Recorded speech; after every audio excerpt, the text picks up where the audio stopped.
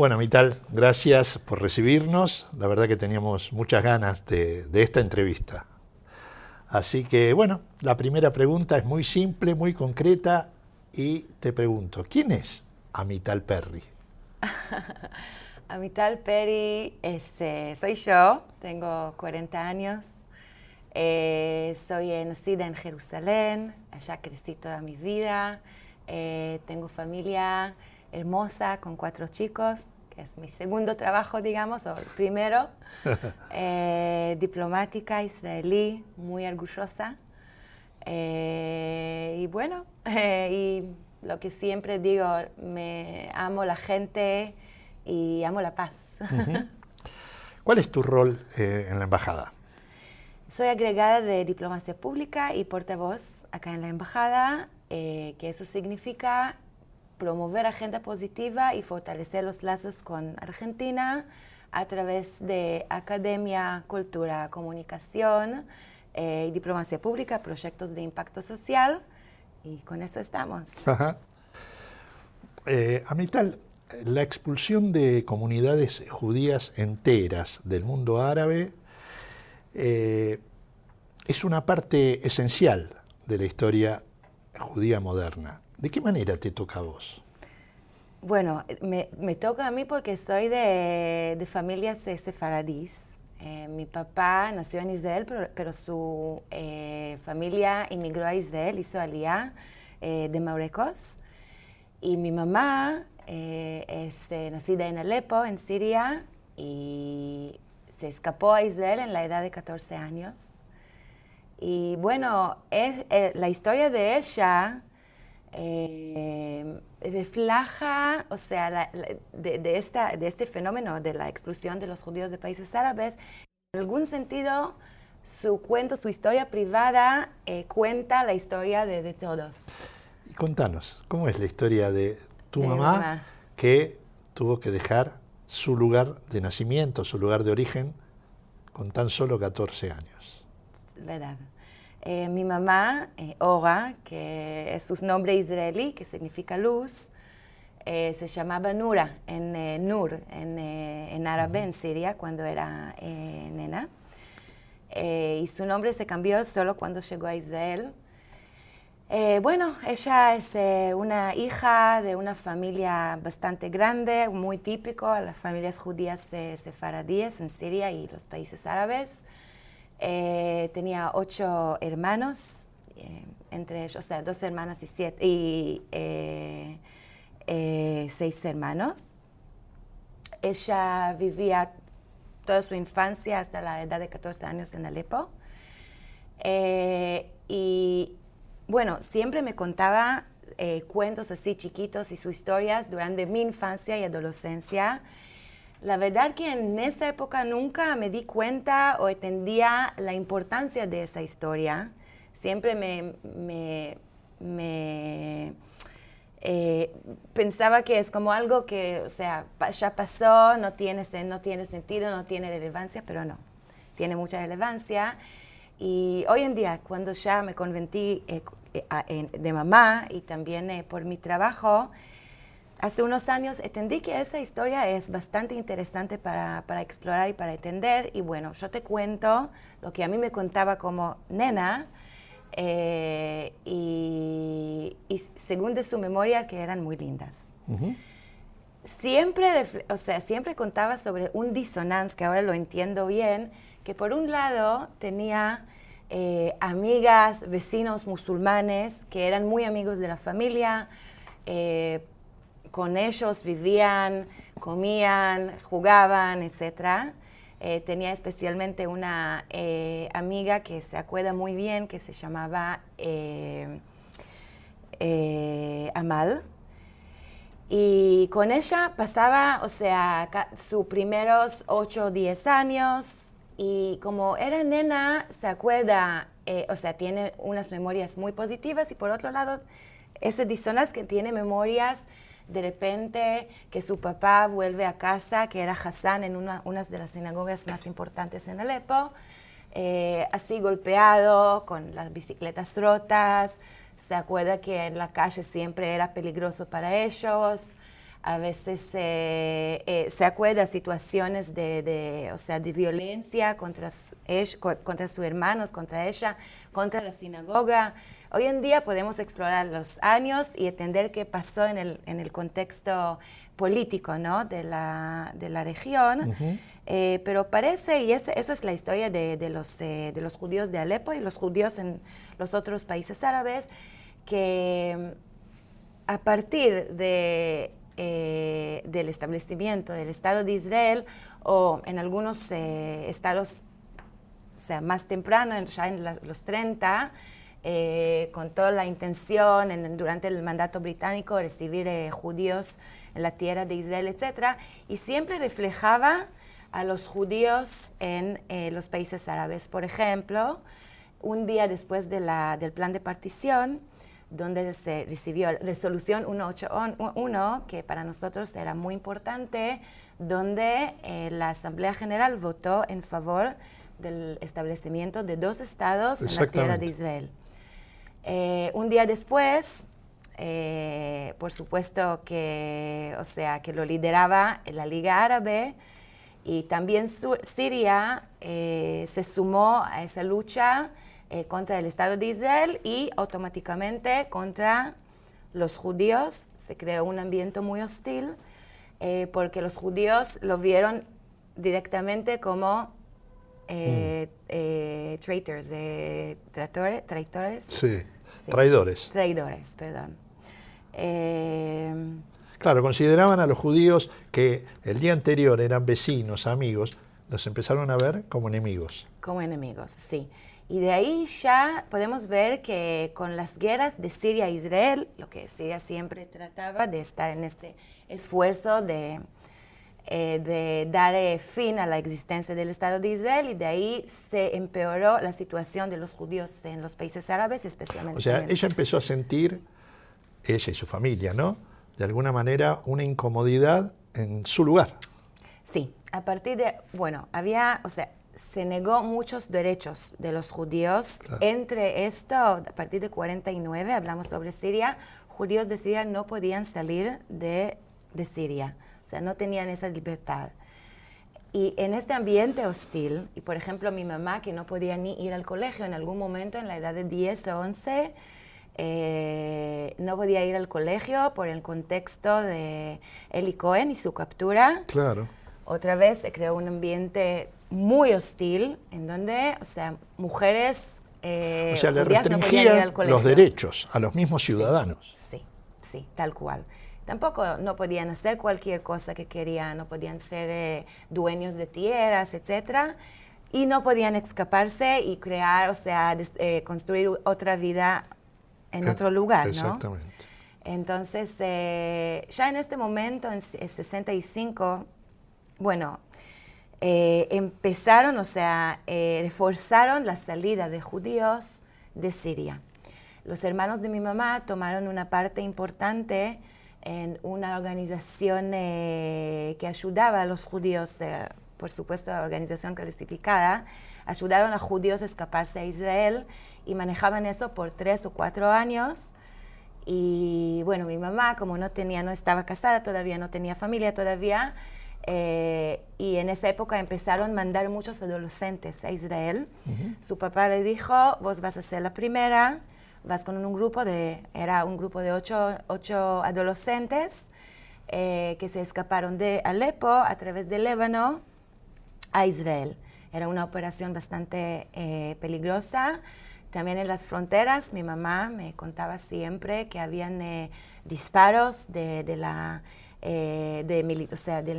ejército sirio. Siguiéndote, hubo un momento que ella tuvo que ir, digamos, llegaban en camionetas a refugios y tuvieron que ir caminando por la noche para llegar a Turquía. Algo así, sí, algo así, sí. Yo estuve hablando con mi mamá, especialmente sobre esa operación en donde participaba. Entonces ella tenía que cruzar la frontera al Líbano. Sí. Y esa frontera era muy peligrosa, con mucha actividad militante, y de ahí justo ellos pasaron bien, pero unos días antes 3 niñas Entonces, o sea, se murieron en esa frontera exactamente. Antes del cruce. Sí. Y mi abuela tenía un miedo claro. enorme. Y tenían que atravesar el mar para llegar, También, en barco para llegar también, a Israel. También. Habían unas rutas o a través de Turquía, el mar, y en un barco a Israel, o a través de Líbano.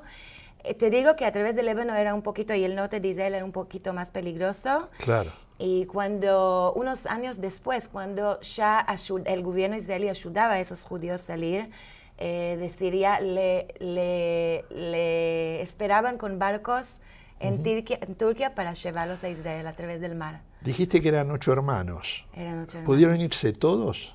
Pudieron irse todos, poco a poco, y por cada hijo que se escapó, los vecinos que daban cuenta contaban a la inteligencia siria, que se llamaba la Mujabbarat, y de ahí el papá de mi mamá, mi abuelo. ¿Qué pasó con tu abuelo? Porque también es una historia dentro de la historia. Sí, una historia muy interesante, te cuento, que él tenía que estar en la cárcel, lo llevaron a la cárcel por cada hijo que se faltaba, que se entendía que ya no está en Siria. Entonces, o sea, pasaba unos años en la cárcel lo siria. Condenaban sí. 1 año por hijo, digamos. No sé si era 1 año exactamente, era unos meses para cada hijo. Pero el hermano mayor, que estaba parte de esa organización que te conté, se capturó, por 7 años. Estaba en la cárcel siria por 7 años. A uno de los hermanos de tu mamá lo detuvieron y estuvo 7 años preso. Preso, sí. Preso y en unas condiciones bastante malas, o sea, muy feas, muy duras. Y hasta hoy sufre de un post-trauma muy significativa y se ve. También ahí fue lo que sucedió con tus abuelos, que no querían irse si no se iba tu tío. Tal cual, y era también otro tío, que eso también me contaba mi mamá después de nuestra entrevista la vez pasada, que el segundo hermano que estaba involucrado en esta organización lo captaron también o sea, se fue a una cárcel, pero no se sabía por 8 meses en dónde está, no se sabía ni si está vivo y si está muerto, o sea, si murió.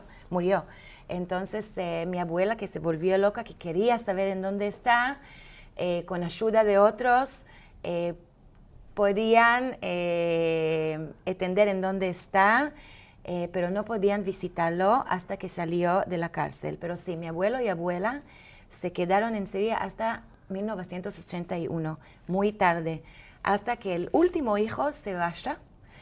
Después un día salieron de la casa como iban al mercado con la bolsa de compras, cerraron la puerta con la llave, que la tenemos, la familia la tiene en un cuaderno. Eso te iba a preguntar. Un cuadro.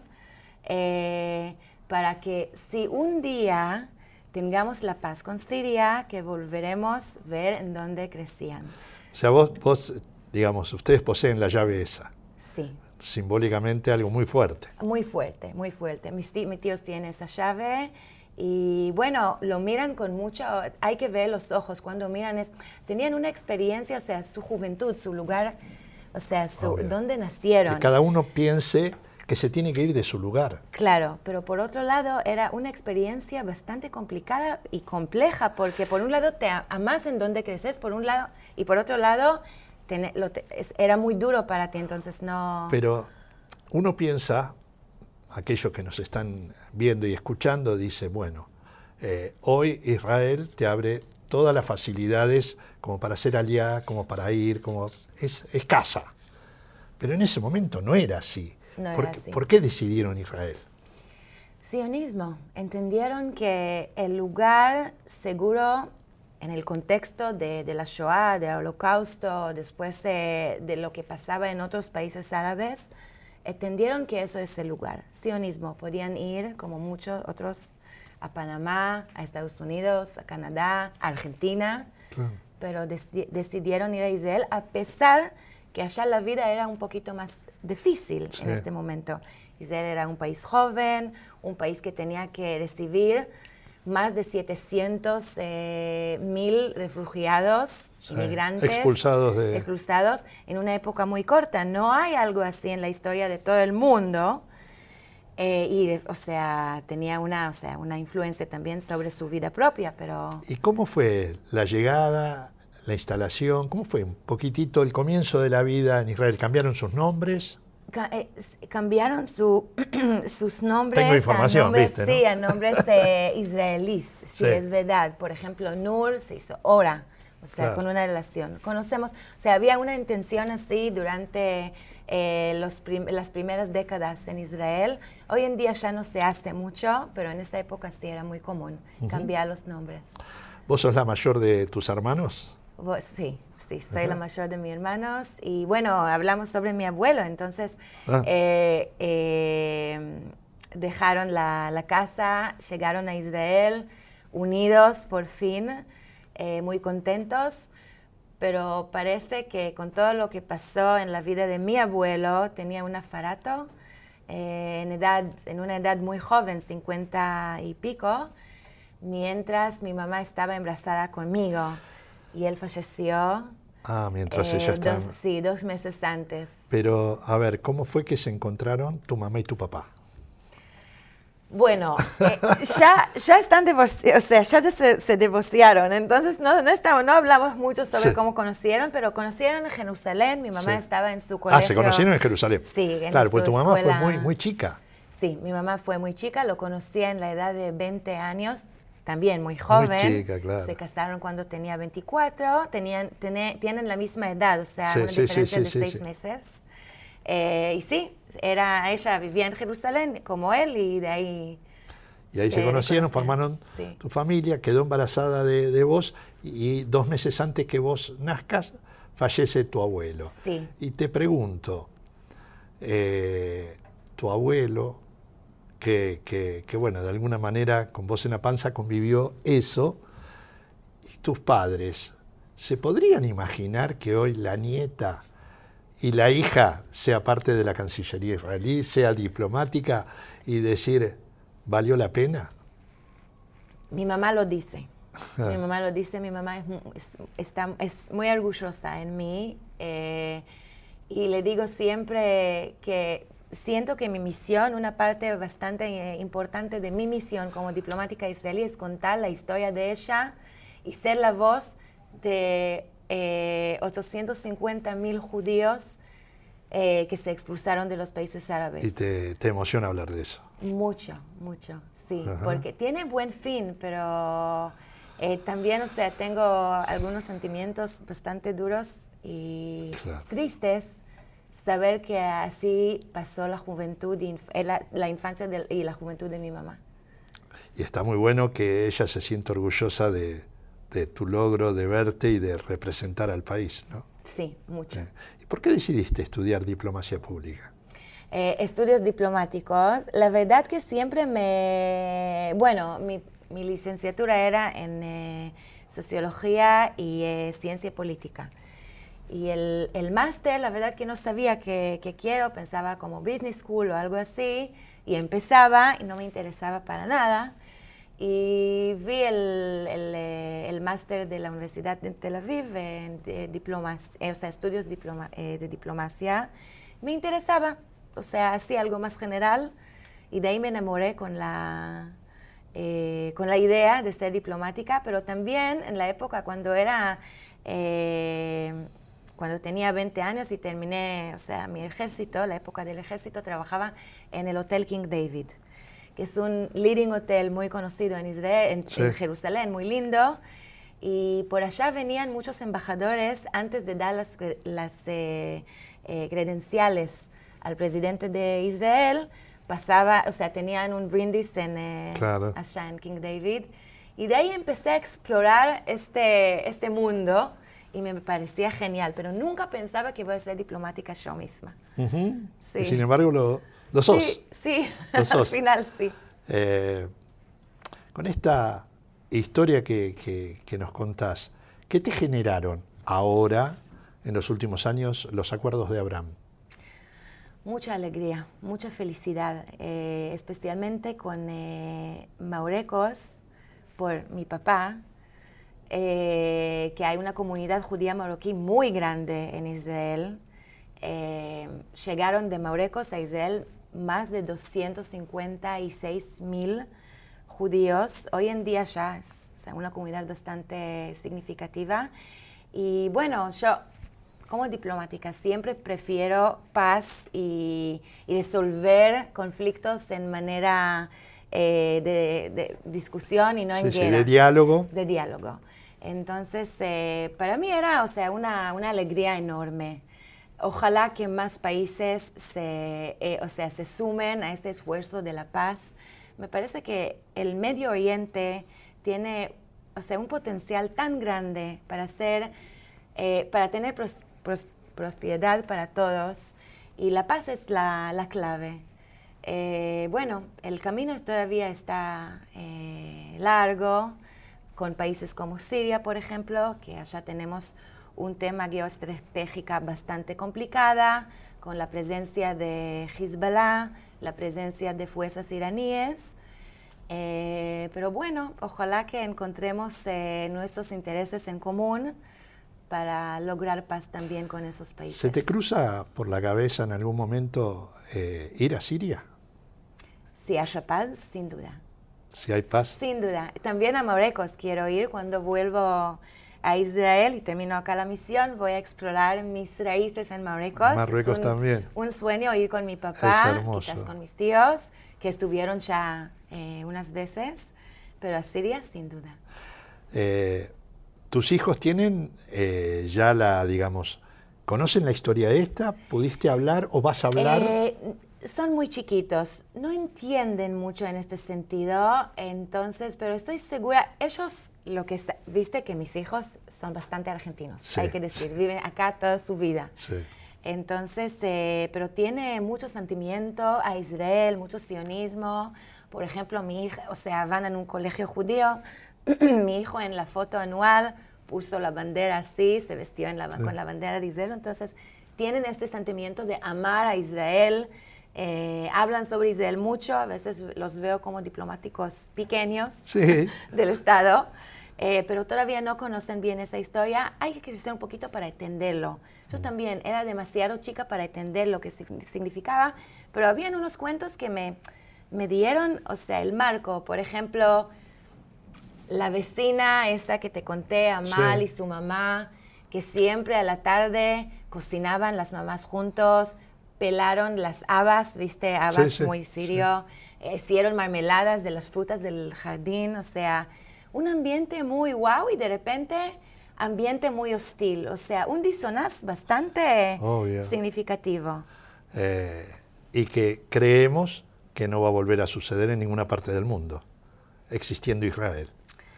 Y la existencia de Israel sí cambió para siempre la condición existencial del pueblo judío en el mundo. Lamentablemente todavía vemos casos de antisemitismo en muchos países, también en países europeos, que no debe pasar, casos muy graves. ¿Lo ves creciendo el antisemitismo? El antisemitismo está creciendo en unos países, ¿Y se relaciona con el antisionismo, digamos, el odio a Israel? A veces sí, a veces no. A veces es un antisemitismo ancestral, tal cual, y a veces es el moderno que se relaciona con el Estado de Israel.